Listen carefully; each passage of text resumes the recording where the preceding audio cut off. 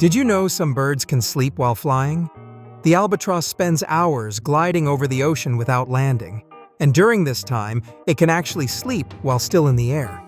Scientists tracked them and found they rest one half of their brain at a time, letting the other half stay alert to avoid obstacles and predators.